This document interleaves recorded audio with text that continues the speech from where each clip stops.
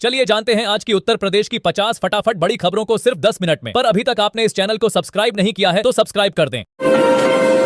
पाकिस्तान से विस्थापित होकर उत्तर प्रदेश में बसे 1645 परिवारों को आज ऐतिहासिक राहत मिलने जा रही है। मुख्यमंत्री योगी आदित्यनाथ बिजनौर के अफजलगढ़ स्थित आलमपुर गौरी में आयोजित कार्यक्रम में इन परिवारों को जमीन के मालिकाना हक के प्रमाण पत्र सौंपेंगे। वर्षों से अधिकारों से वंचित इन परिवारों को अब सुरक्षा, सम्मान और स्थायी पहचान मिलेगी।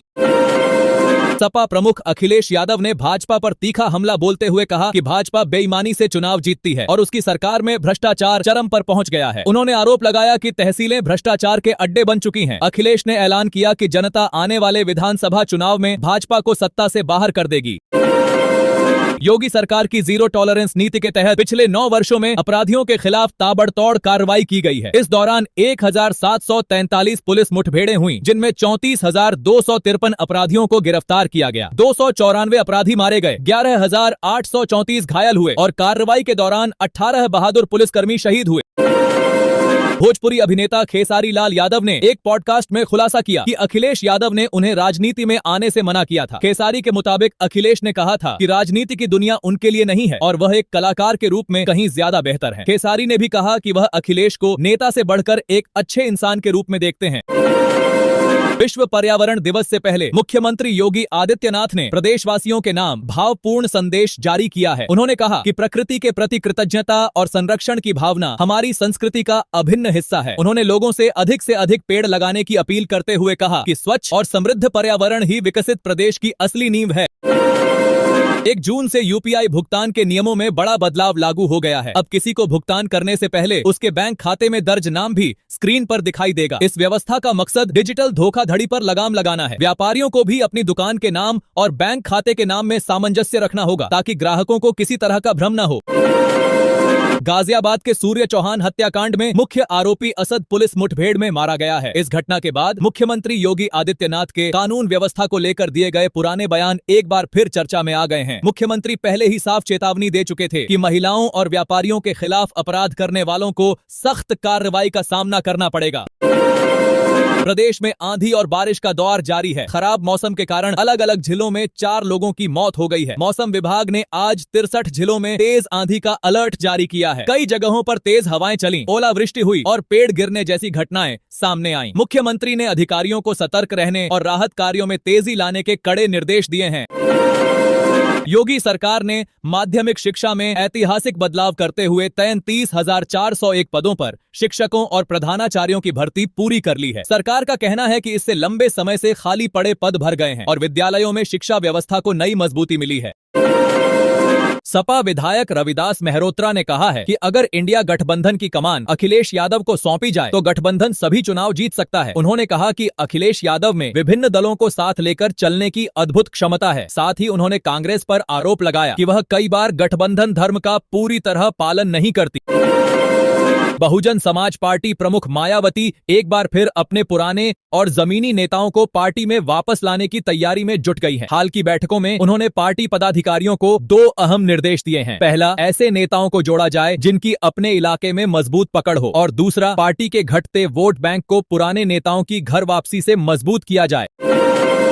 राजनीतिक गलियारों में बसपा और कांग्रेस के संभावित गठबंधन की चर्चा भी गर्म है। बताया जा रहा है कि पश्चिमी यूपी, अवध और पूर्वांचल के कई पूर्व सांसद और विधायक बसपा के संपर्क में हैं। इनमें ज्यादातर ऐसे नेता हैं जिन्हें अपने दल से टिकट कटने की आशंका है। सूत्रों के अनुसार अगले 2 से 3 महीनों में इनमें से कई नेता बसपा में शामिल हो सकते हैं।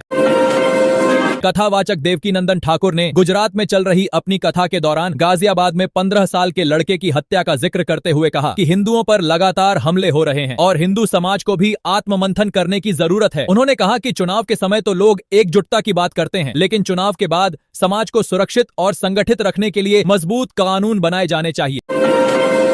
उत्तर प्रदेश में एक्सप्रेसवे पर सफर को और आसान बनाने की बड़ी तैयारी है। लखनऊ कानपुर एक्सप्रेसवे पर अब वाहन चालकों को टोल प्लाजा पर रुकने की जरूरत नहीं पड़ेगी। टोल प्लाजा से पहले ही वाहन का नंबर स्कैन हो जाएगा और फर्स्ट टैग के जरिए टोल टैक्स अपने आप कट जाएगा। यह प्रदेश का पहला ऐसा एक्सप्रेसवे होगा जहां बिना रुके सफर होगा और जाम की समस्या भी कम होगी।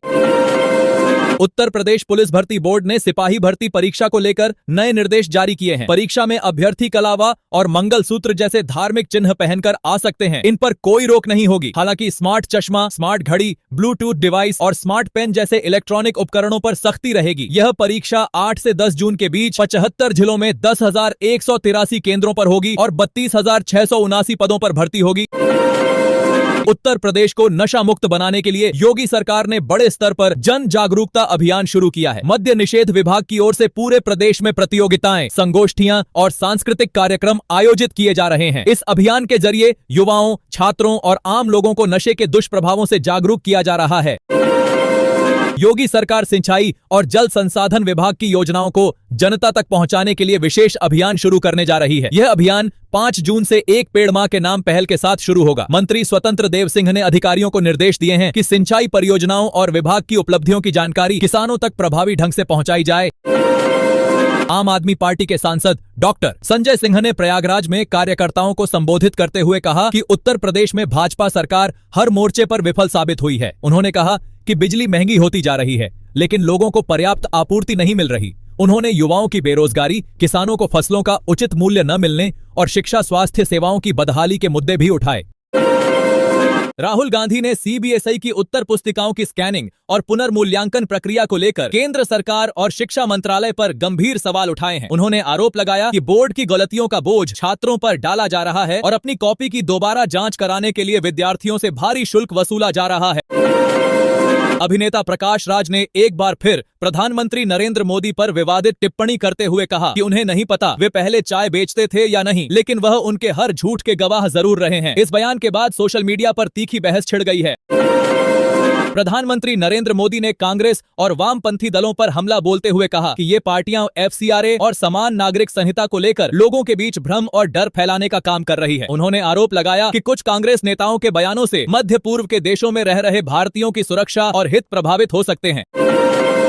इस सप्ताह सोने और चांदी की कीमतों में राहत देने वाली गिरावट दर्ज की गई है। इंडिया बुलियन ज्वेलर्स एसोसिएशन के अनुसार 24 कैरेट सोना 1,257 रुपये प्रति 10 ग्राम सस्ता हुआ है, जबकि चांदी की कीमत में 2,650 रुपये प्रति किलोग्राम की कमी आई है। मुख्यमंत्री योगी आदित्यनाथ ने योगी की पाती नाम से प्रदेश के युवाओं और बच्चों के लिए एक भावपूर्ण खुला पत्र लिखा है। इसमें उन्होंने बच्चों से अपील की है कि वे अपने जन्मदिन या किसी भी शुभ अवसर पर एक पौधा जरूर लगाएं और उसकी देखभाल की जिम्मेदारी भी निभाएं। आयुष्मान भारत योजना के तहत सूचीबद्ध निजी अस्पतालों पर सरकार ने कड़ी सख्ती दिखाई है। मानकों में कमी पाए जाने के बाद 69 अस्पतालों को योजना से बाहर कर दिया गया है, जिनमें आगरा और अलीगढ़ मंडल के 9 अस्पताल भी शामिल हैं। सरकार का कहना है कि मानकों का पालन न होने से मरीजों को बेहतर इलाज मिलना प्रभावित होता है। उत्तर प्रदेश सरकार ने मुख्यमंत्री आवास योजना के तहत अगले वित्तीय वर्ष 2026-27 के लिए लाभार्थियों की पहचान शुरू कर दी है। उप मुख्यमंत्री केशव प्रसाद मौर्य के निर्देश के बाद सभी मुख्य विकास अधिकारियों को अभियान चलाने के लिए पत्र भेजा गया है। इस योजना में सबसे ज्यादा प्राथमिकता निराश्रित विधवा महिलाओं को दी जाएगी। उत्तर प्रदेश सरकार ने श्रमिकों के लिए सस्ते और सुरक्षित आवास की व्यवस्था करने का बड़ा और अहम फैसला लिया है। नई किफायती किराया आवास नीति के तहत बड़े शहरों में काम करने वाले मजदूरों को उनके कार्यस्थल के पास ही 1,000 से 1,500 रुपए महीने के किराए पर घर मिल सकेगा। इससे उन्हें महंगे किराए और लंबी दूरी की थकान से बड़ी राहत मिलेगी। मुख्यमंत्री योगी आदित्यनाथ ने कहा है कि किसान क्रेडिट कार्ड के जरिए किसानों को अब पहले की तुलना में कहीं तेजी से लोन मिल रहा है। पहले किसानों को लोन के लिए 25 दिन से लेकर 1 महीने तक इंतजार करना पड़ता था, लेकिन अब ई-केसीसी के माध्यम से मात्र 5 मिनट में लोन की सुविधा मिल रही है। मुख्यमंत्री ने बताया कि वित्तीय वर्ष 2026-27 के लिए कृषि आहरण का लक्ष्य 3 लाख करोड़ रुपए रखा गया है, जो पहले की तुलना में 13% अधिक है।